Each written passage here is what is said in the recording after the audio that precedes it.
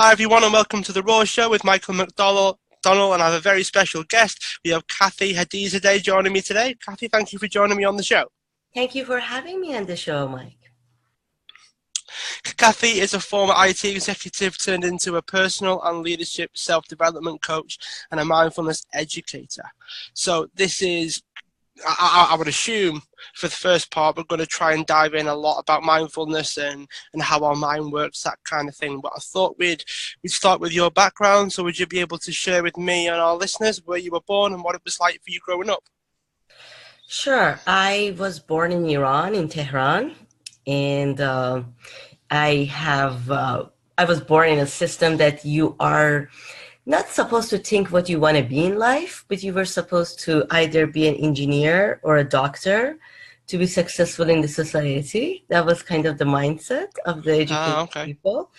So I was afraid of the blood all my life. So definitely being a doctor was not part of the plan for me.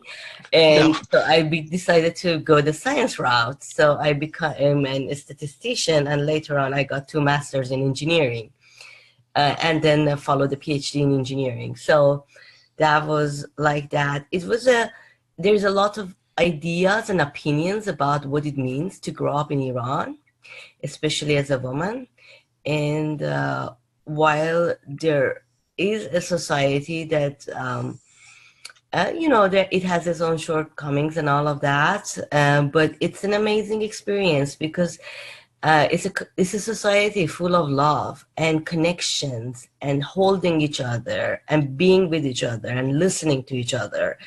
Part of it because people at least at that time, used to have a lot of time in their hands that they would spend it for each other. So human connections are very strong. At that time, fear was not so much strong. People really go with their heart rather than their head. It's that kind of environment.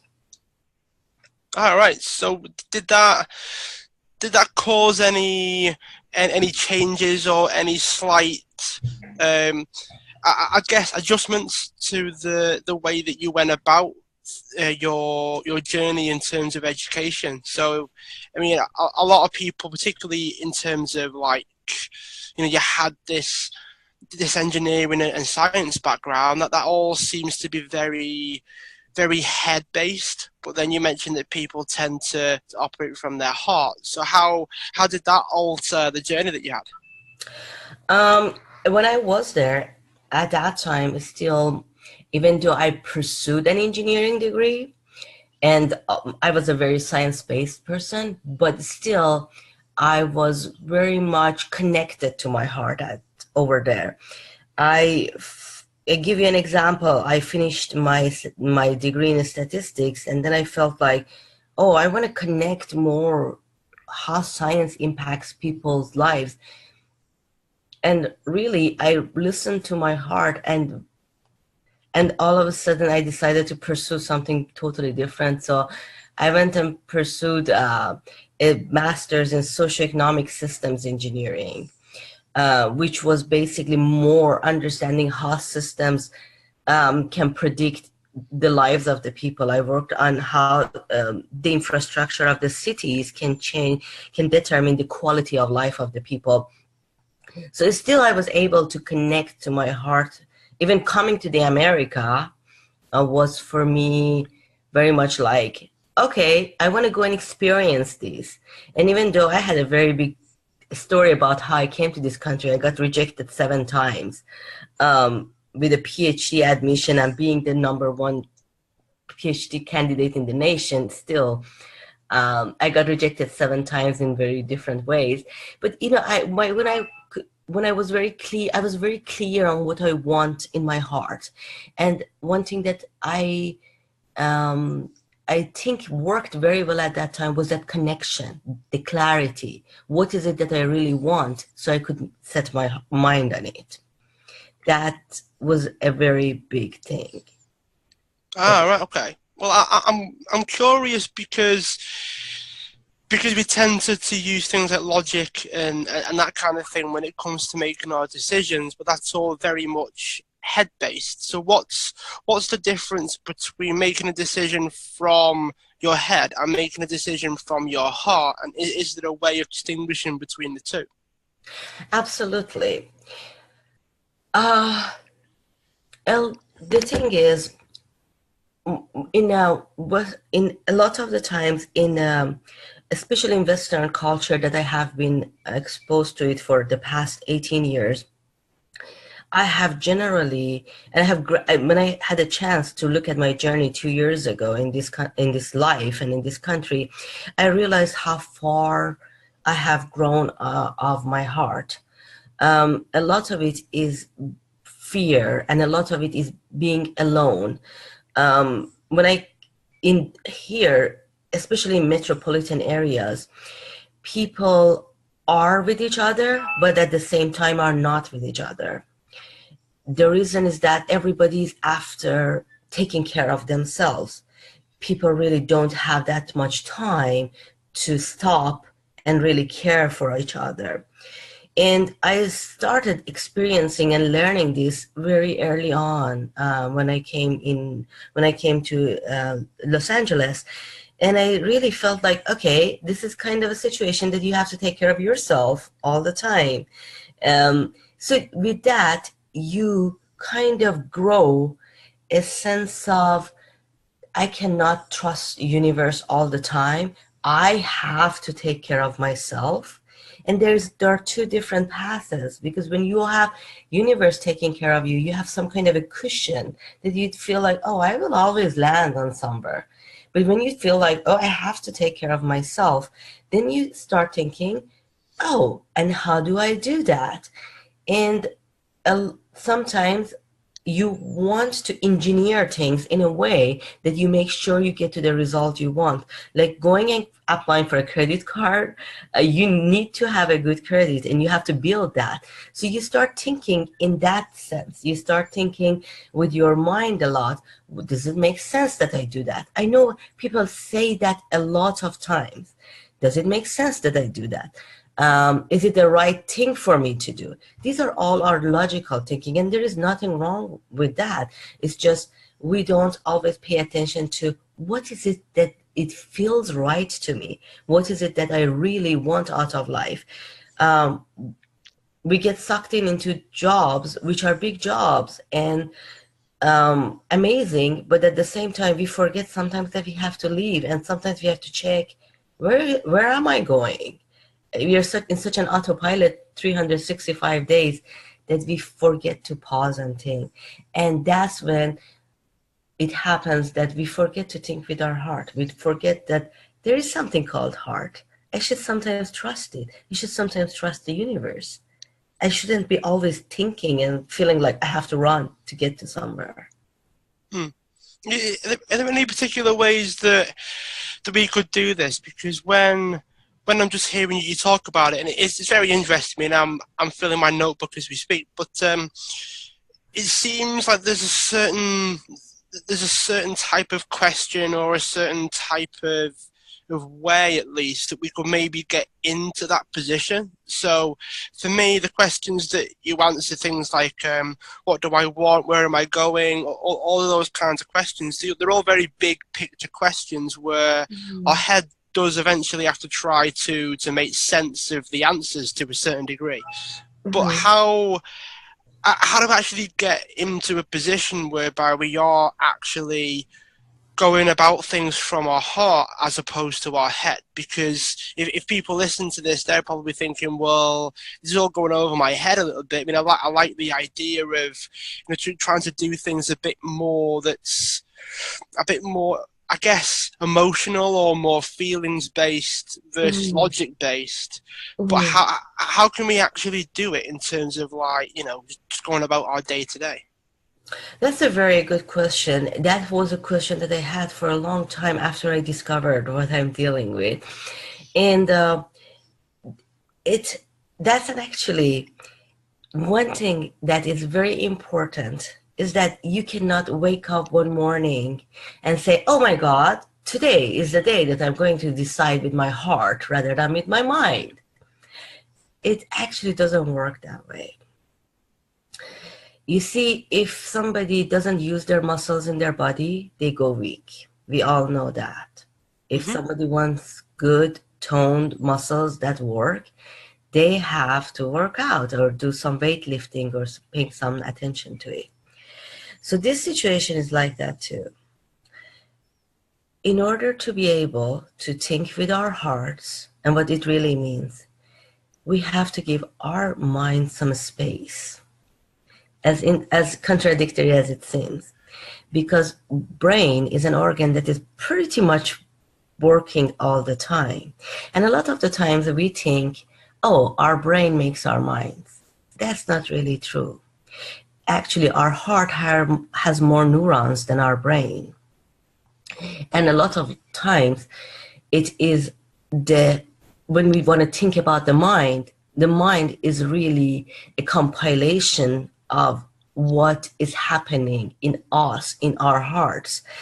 It's because mind by itself is not an entity. It doesn't come really from the brain. Brain is just a physical entity. Brain is an engine that does the physical thing. That's why people, when they go into coma, they are physically, their brain is working. It's just they are not able to connect with people because that's the mind piece that has been shut down.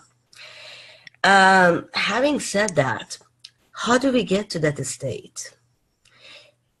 One of the most important things that needs to happen is that mind piece that I talked about is that mind piece is actually very connected to the heart. And it needs to have the clarity. And for that clarity, it needs some kind of its own type of exercise. And the exercise for some entity that is all constantly in action and is constantly trying, we're all the time thinking, we have always something in our mind.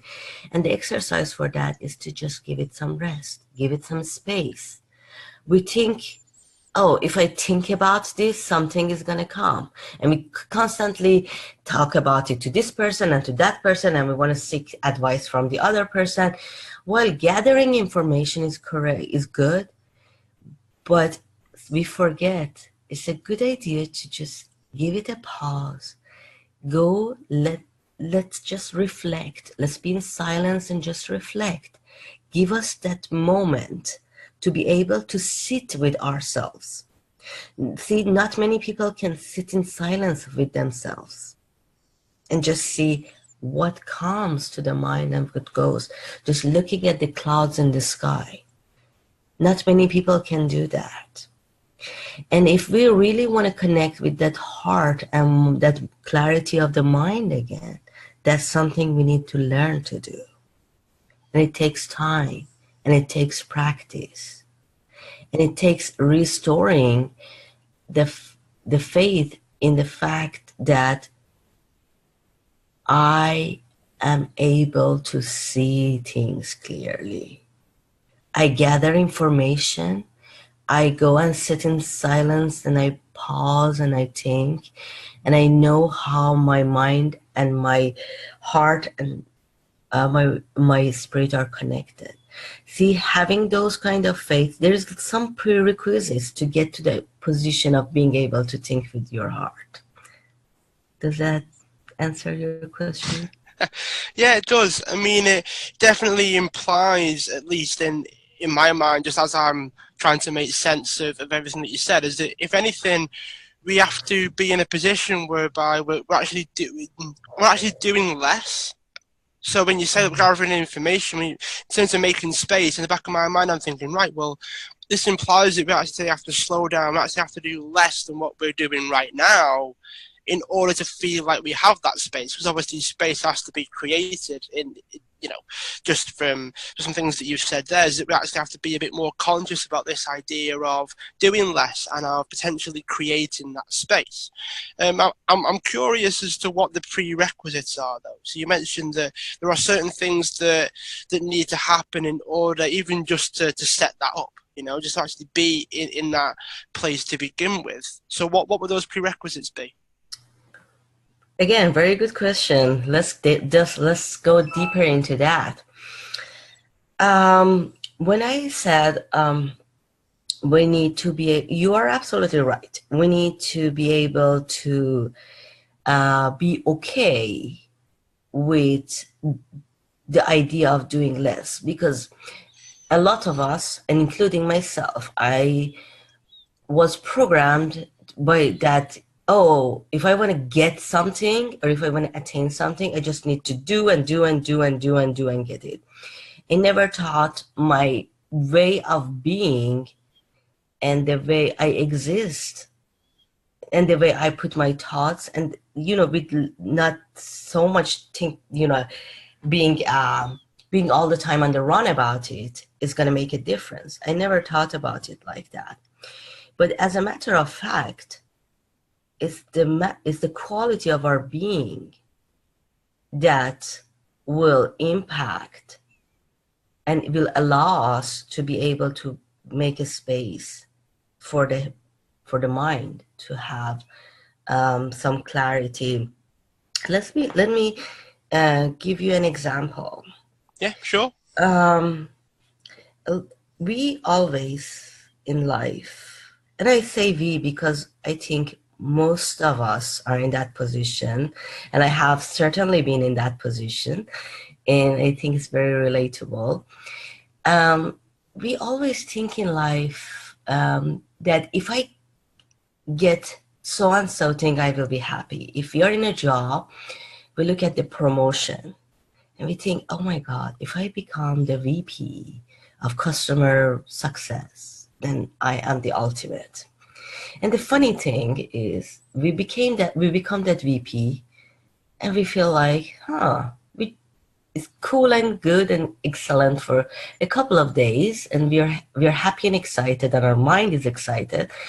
And then we think, oh my God, this is too much work.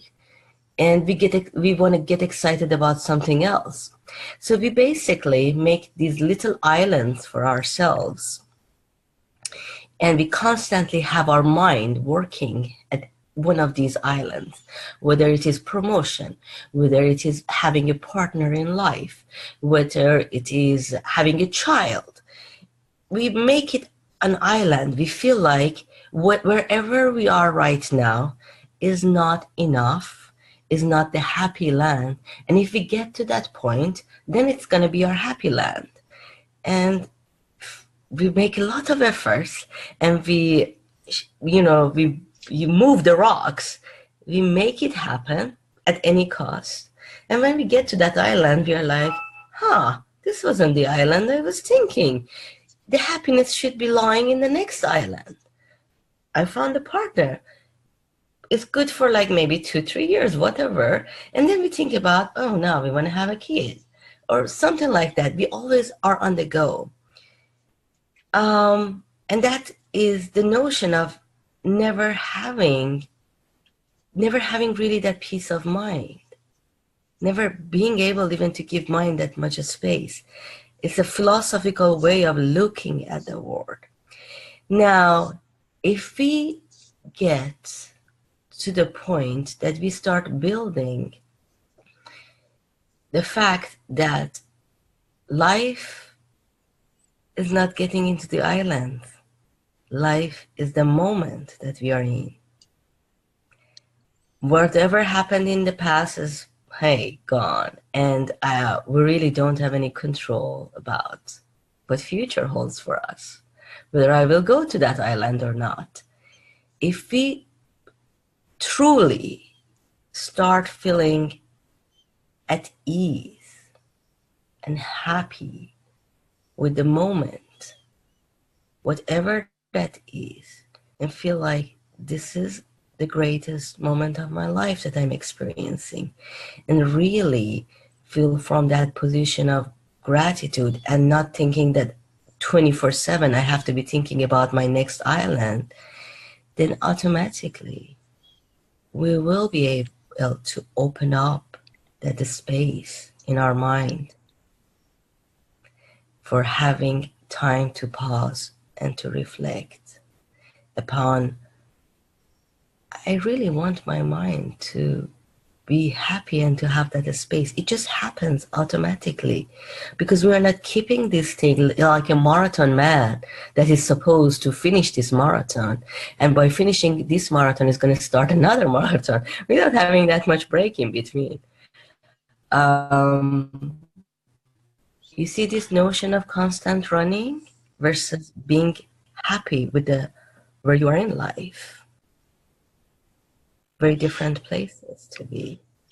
Yeah, definitely. I mean, it kind of, I mean, from what I know about, say, the head or even the brain level, is when we start to be in that achievement philosophy or achievement lifestyle where we're always chasing something.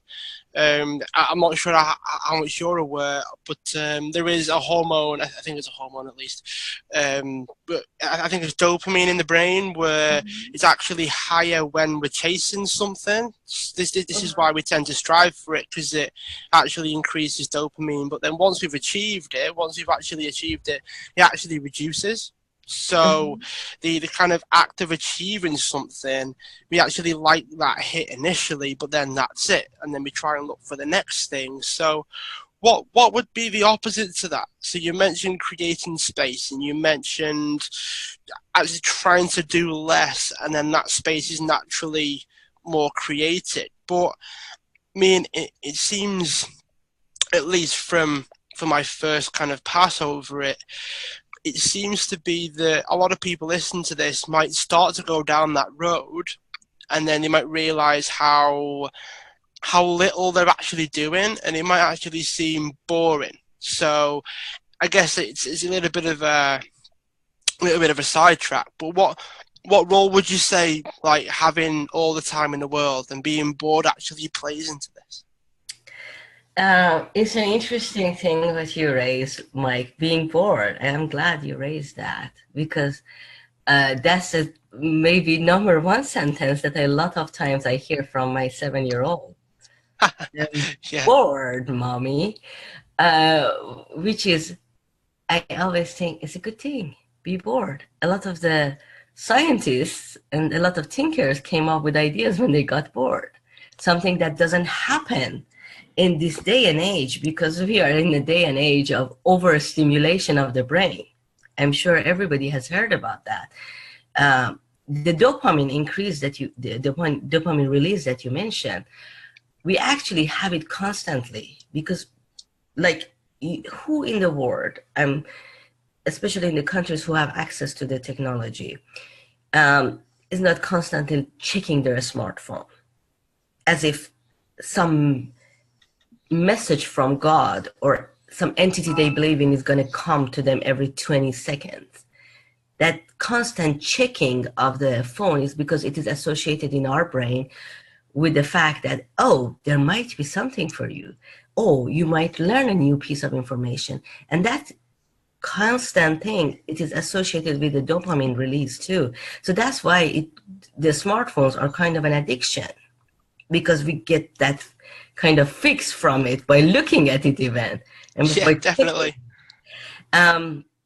So going back to the getting bored, actually, it is, if we are able to kind of get to that state that we are talking about, to be more and do less, you will realize that it's not the fact that you will have more time and you will be thinking, what do I do with all this time in my hands?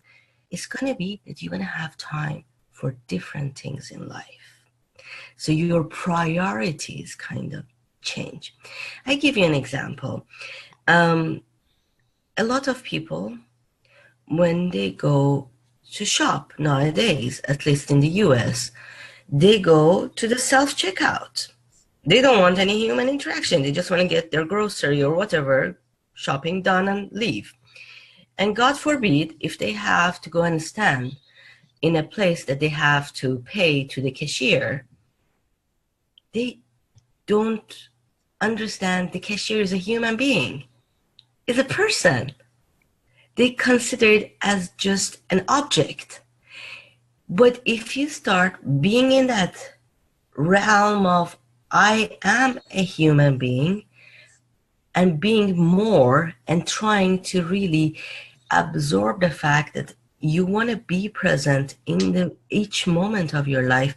When you go to stand in that line, the person next to you is a person. You treat them as a person. You maybe engage in a small talk.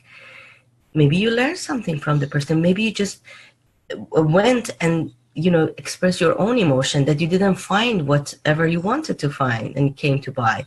Or the person tells you something, maybe the latest brand of tomato sauce that they tested and they liked it. That human engagement.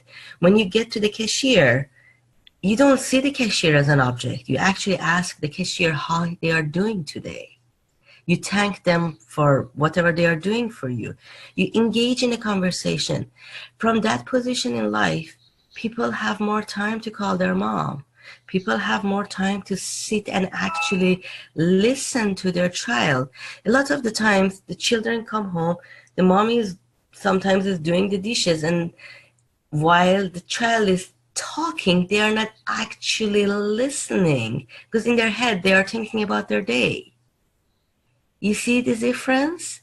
When you're actually present with somebody, you are fully listening to them. And it's a different dimension of listening because you're not just hearing them because you're preparing the reply in your mind.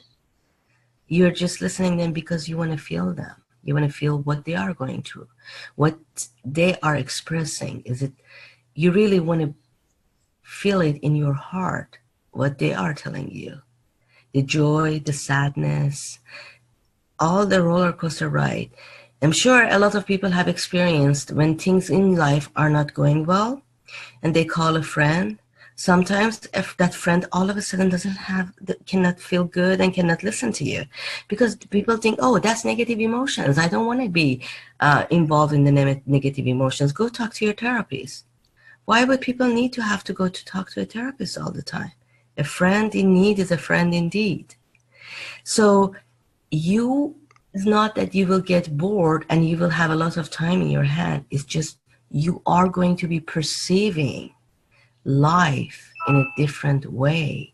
So you open up a space for different priorities. You really come up in this world in a different capacity. Yeah, for sure. Thanks for sharing that. It was quite a lot. There was quite a lot in there, a lot of things that, I know my hand was kind of writing away, just trying to keep up. And I think one of the main things that I think definitely actually underlines quite a lot of the things that you said. You could probably talk a little bit about this yourself, but I find that where your attention is and where your focus is tends to have quite a lot to do with this. So you're able to shift your attention, you're able to shift your focus when you do create that space, which is, I guess, created when you decide to do less rather than do more.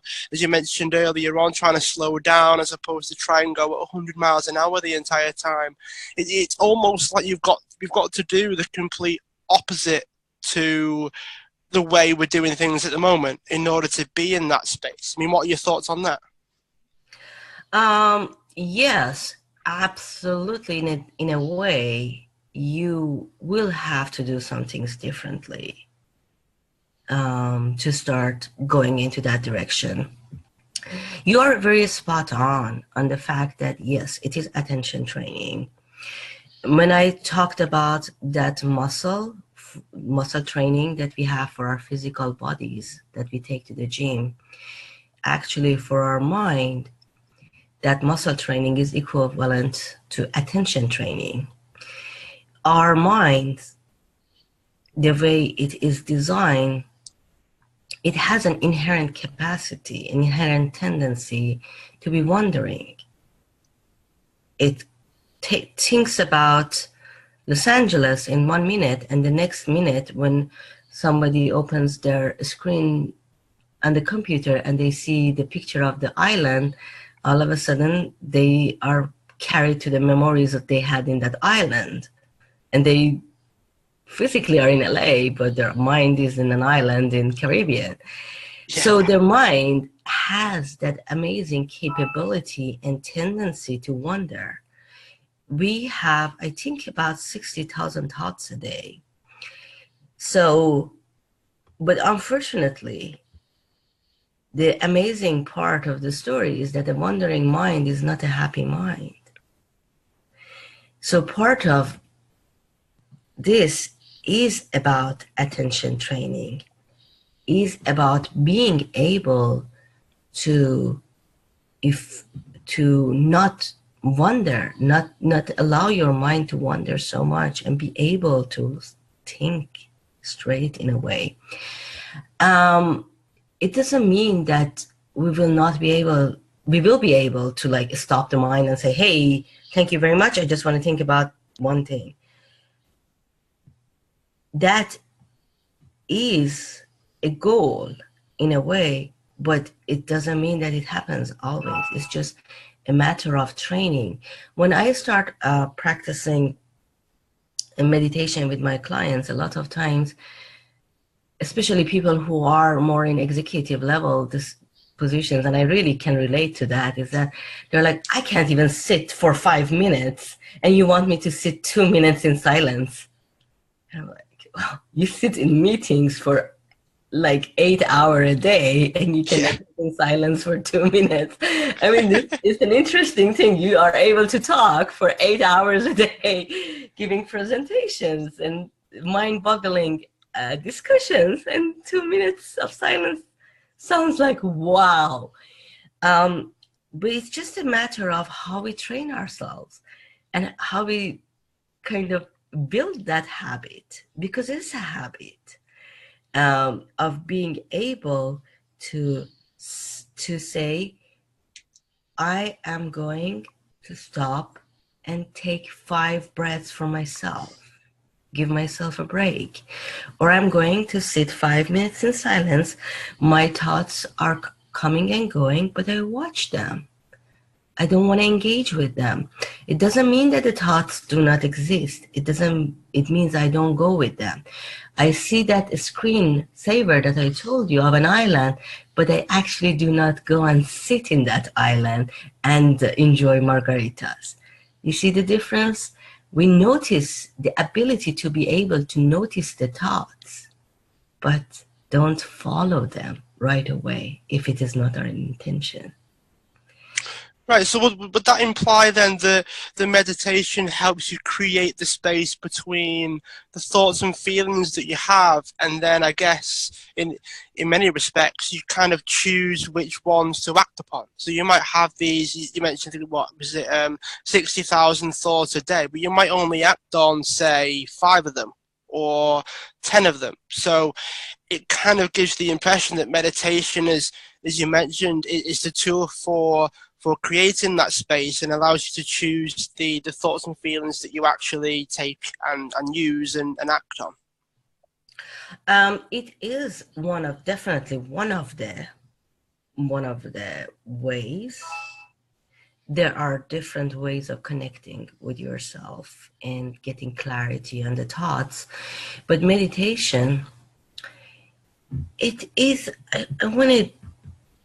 I want to stay with it for a second, because it's a very big word.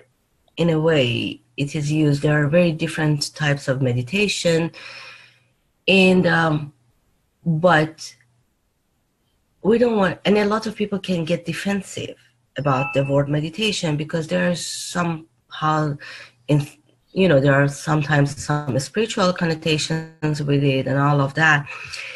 But for sake of the secularity, and for sake of even looking at it scientifically, even if people don't want to look at the spiritual aspect of it or all of that, I want to bring the attention to the fact that meditation, that self-reflection, that pause is a way of just being able to see clearly, give the mind that much needed break so that things can be seen clearly, and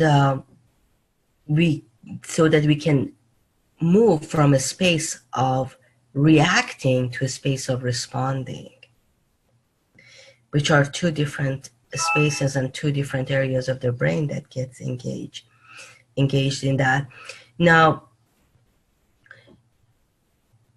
I would, a lot of the times, especially for corporations, we call it attention training, because that's what meditation is. You want to be able to sit with yourself and to be able to pay attention to the moment that you are in, to your thoughts. And I like the mindfulness meditation in a way because it's very secular, and at the same time, we use breath a lot as a vehicle to connect with the moment, because breathing is something that we always do, and it's always available to us. And I see, if you tell a person, can you just take a pause and take 5 long breaths, that feels doable to them. Whereas if I take, if that example I gave you, if I tell them, can you take a 2-minute pause, they think 2 minutes of silence is going to be torture. They will look at that time counter 200 times. But if I ask them to take 5 breaths, they have to breathe anyway, right? So that happens. It's how you build that pause and reflection. And it doesn't have always to be just a meditation. There are other ways of making that space and making that moment of getting clarity. And you see, I want to bring up this point to us that is not that we are not taking actions. It's just we are taking more clear, direct actions. Right. So I would like to dive into those other ways. So we have mentioned meditation on the show before. It's not been the first time. But what are these other ways first and foremost? And then I'm actually going to ask you as well to actually talk us through what mindfulness meditation is after that. But we'll start with what those other ways are first before we dive into that. Sure. You see, meditation for a lot of people is like you have to go and I'm addressing just a general thought that is out there. You have to go and sit in a corner and be silent, or nowadays have some kind of a guided meditation that you listen to it. Mm-hmm. And then you relax. That's the general idea that we have nowadays. Now, that is a thinking of its own, fair enough. But there are other ways of self-reflection and giving the mind a pause. One of the most important things is connecting with the emotions. And in a day, a lot of times we might be in a roller coaster in our life. We get frustrated, we get angry, we get happy, we get super happy, we get sad, all of those kind of things. Do we always have time to address all of those emotions at that moment? Probably not. We just have to say, okay, suck it in and move on. If you get frustrated with a person at work, you cannot go and start yelling at them. I mean, that's not the emotionally intelligent thing to do, at least. You might park that emotion. You can call your partner in life and just, rant as much as you want, or you can call a friend, or you go to your shrink, whatever. But it needs to wait. And but you don't go to shrink every day, and you might not be able to rant every day, because then your partner will be like, okay, I'm done with this. So what is the healthy way of addressing your emotions and not feel that you ignored yourself? For some people, it is that they learn how to be more emotionally savvy, well, which is a long route. We don't want to go to that. But for some people, what works well is just the act of journaling and expressing themselves. Even a few words sometimes can be very therapeutic. Sitting at night and thinking about, how did my day go? And write about it for 5-10 minutes. It can be very therapeutic, and it can be clarifying of, maybe I did something that caused the situation. It can be even like a behavioral correction kind of thing. Another way of self-reflecting and connecting with ourselves and recharging the brain is just simply going to the nature. Interesting enough, nature has the ability to calm our minds. Being in the nature, a walk amongst the trees. And if you're like, okay, I'm in the middle of the city, there are no trees, there is always a park. There is always some kind of a green space that you can go to and sit or walk in it. And just go and sit there for 5-10 minutes, and you will see how it will impact your mind. Just gauge yourself where you go to that space and when you come out of it, and you will see how naturally you have gone calmer. Nature has that kind of impact on us. And another thing is that,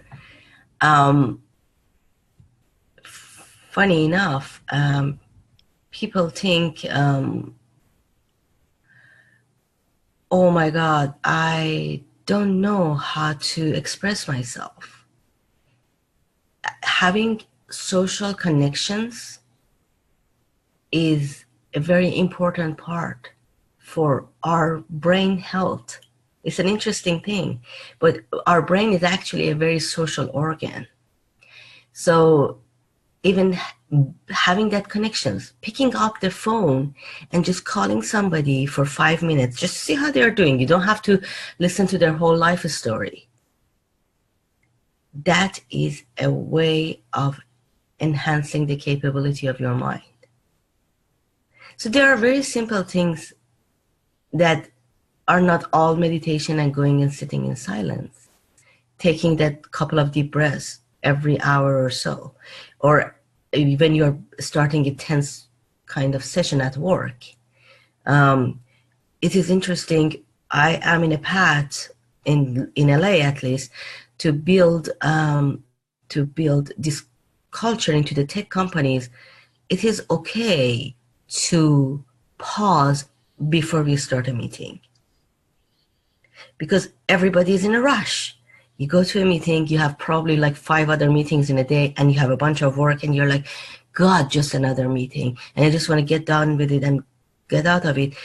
But having that kind of pause at the beginning of it is a healthy way of bringing people to the same page. So it's in a way simpler that we think, but more complicated in a way too. That's dance. We have to learn our tools and see how we want to bring them to our lives, to that dance in our lives. Yeah, for sure. And what works, because one thing I would definitely works, echo that. Yeah, so it's a dance, and when you think about it as a dance and you don't think about it as rigid, it becomes more enjoyable. And it makes it easier to be with. Yeah, definitely. All right. Well, it definitely seems like when we do these things, I mean, it sounds like we're going for quality over quantity with this. It seems like if you can make 1 or 2 very, very clear and important decisions and take action on them, that's better than taking 10 or 20 mindless ones and you end up wandering around trying to fit everything into the hectic lifestyle, so to speak. And yeah, I mean, I definitely attest to this idea of trying to focus on your breath and all that kind of thing. It's something that I've been doing for a while, and it does help me, as you say, create that space so that a lot of things do come bombarding into your head, and then you have to then try to make sense of them, I guess, and try and put them in order, and then try to decide which ones to act upon and which ones not to. And it is a dance. It's I actually quite like the way you described that. It is definitely a dance. It's definitely a balancing act while you're trying to juggle everything all at the same time. And yeah, I just hope that if anyone is listening to this, and I'm sure people will be listening to this, that you do try to create that space, just because it's almost like not every thought and feeling that you have to act on. You've got to choose which ones best suit you. And I think more than anything, that's going to be the moral of our episode today, for sure. So just before we finish, if someone wanted to learn a little bit more about this, a little bit more about creating space and meditation and journaling, have you got any resources or books that you would recommend for our listeners? Oh, absolutely. There are very good resources out there that can help people depending on what their level of sophistication is. I would recommend, if people are interested in the mindfulness meditation, one of the first places that I started looking into was UCLA Mindfulness Awareness Research Center. They have, I would say, I was impressed by the fact that they are doing some research with the Neuroimmunology Center, and so it's very science-based, it's very fact-based, and I like that. And they have free guided mindfulness meditations that people can listen to them and see if it is something that they like. And they have online courses too, open to the public, that people can take advantage of them. And in terms of the book, there is a book called Buddha's Brain by Rick Hanson, which I like to introduce that, because people can go and learn about meditation and journaling and self-reflection from many different sources. The most important part is that how it becomes part of their life. We eat, we drink, we this is part of our life. We feel it as it is our survival mechanism. But how do we make this taking care of our mind part of our survival plan in life? And I like Rick's work because it talks about how it can become a habit, how we can build that into our life. So I would say that's another good resource. I like Jack Cornfield's work, and his books, and Tara Brach has very good resources on how you can use meditation as building self-compassion. So a couple of resources for the people who listen to us today. All right, excellent. Well, just before I ask you our final question, if someone wanted to find out a bit more about you, someone wanted to see what you're up to, where could they go? What places do you have that people could visit to find out more? Sure. I have my website is heartmindtuning.com, based on what we discussed, heart mind tuning. And I do one-on-one coaching, I do group coaching, and also I have workshops in Los Angeles area. If people are in this area, I always have events going on. And I do take mindfulness and emotional intelligence training based on neuroscience to corporations. So if any of these areas are of interest to people, they can connect me through my website. All right, excellent. For our last question, Kathy, and it's, What would you like the world to know about you that it doesn't already know? That we have had fun answers, so it doesn't have to be serious. I know we've been quite serious and deep over the last 45 minutes to an hour, but this can be quite funny. We've had favourite foods and all kinds, Kathy, so you can go mad with this one. Oh my God, I love Caribbean, and and it's funny enough, I love the manatees that live in the Caribbean. I think they're amazing creatures. If people you haven't seen manatees, I really recommend that you go and watch one of them. Watch the ease and grace and calmness that they have in the turquoise water. It's just amazing to watch them. And there's a foundation that you can donate to, keep manatees around longer and longer. So something fun. And I Yeah, hope yeah. it brings a smile to people because laughing, honestly, is the best medicine in life. Oh, definitely. I always have this idea of trying to have as much fun as possible. Well, Kathy, thanks for being a guest on the show. It was very enlightening to say the least. I'm sure we'll keep in touch. Thank you, Mike. I appreciate you having me on the show, and good luck to everybody who listened to us.